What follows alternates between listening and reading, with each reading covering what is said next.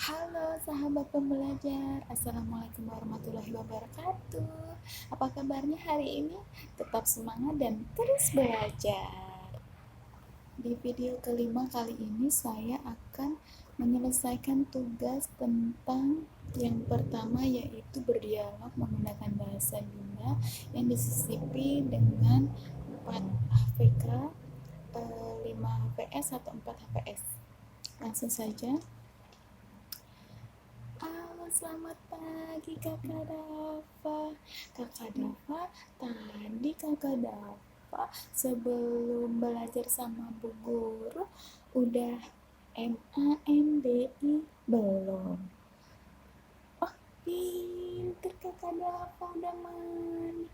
Oh iya, tadi mandinya sendiri apa sama MAMA? Ih, mandi sendiri, pinter ya Kakak Dava. Oh iya, Kakak Dava udah mandi nih sama mandi sendiri. Berarti tadi Kakak Dava gosok GI belum? Ih, pinter udah gosok GI. Berarti udah mandi, udah gosok gigi, udah wangi deh. Oh iya, Kakak Dava. Kakak Dava kan hari ini mau bermain sambil belajar sama Bu Guru. Tapi sebelum bermain sambil belajar sama Bu Guru tadi, Kakak Dava udah MAKAN belum? Makannya pakai apa Kakak Dava? Pakai SAYUR nggak? Pakai. Ih, pinter. Oh iya, Kakak Dava udah makan pakai sayur lagi. Ih, pinter. Kakak Dava dapat 2 jempol nih. Tugas yang kedua yaitu menjawab pertanyaan. Yang A yaitu menjawab pertanyaan tentang fun learning. Yang pertama, apa itu fun learning? Fun learning adalah suatu proses yang sepenuhnya menyenangkan dari awal sampai akhir, yaitu dari awal kita mulai bermain sambil belajar sampai doa penutup. Jadi semua itu harus menyenangkan. Yang kedua, mengapa proses belajar harus fun learning? Karena merupakan konsekuensi di mana seluruh kegiatan yang ada di Bimba harus sepenuhnya menyenangkan dengan konsep bermain sambil belajar, karena dengan fun learning minat belajar akan tumbuh. Yang ketiga, apa tujuan dari fun learning? Yaitu untuk menumbuhkan minat belajar secara intrinsik. Yang keempat, apa hukum fun learning di Bimba? Fun learning di Bimba yaitu wajib. Kenapa? Karena tidak akan tumbuh minat belajar jika proses belajarnya itu tidak fun learning. Yang kelima, siapa yang harus merasakan fun learning terlebih dahulu? Fun learning yang harus merasakan fun learning adalah anak, karena agar anak tumbuh minat belajarnya. Yang keenam, siapa yang harus menciptakan fun learning dan apa alasannya?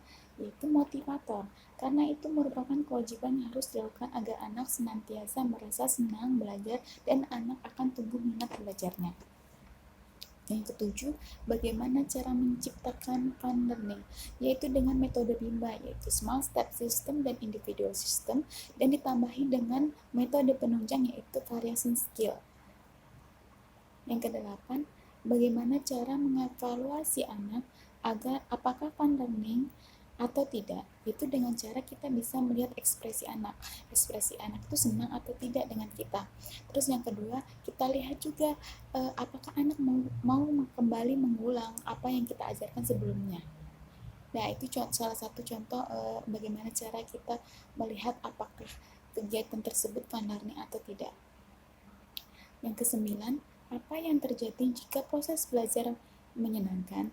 Jika proses bimbingan kepada anak dengan cara yang sepenuhnya menyenangkan, maka anak akan mengulangi kembali kegiatan tersebut tanpa adanya paksaan dari siapapun, yaitu disebut dengan the law of effect. Terus jika anak sering mengulang nih, maka anak akan terus latihan. Setelah anak latihan, anak menjadi mampu dan terampil, atau yang disebut the law of exercise.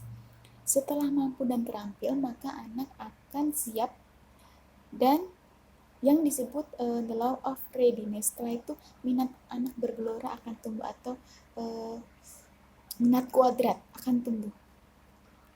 Yang ke-10, apa yang terjadi jika proses belajar tidak menyenangkan?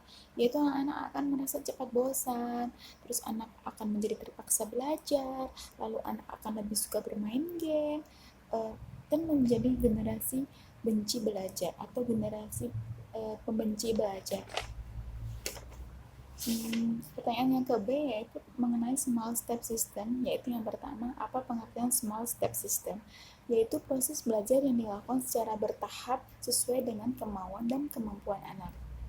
Yang kedua, mengapa proses belajar harus dilakukan secara bertahap? Karena tidak mungkin akan fun learning jika prosesnya tidak bertahap. Yang ketiga, apa tujuan small step system?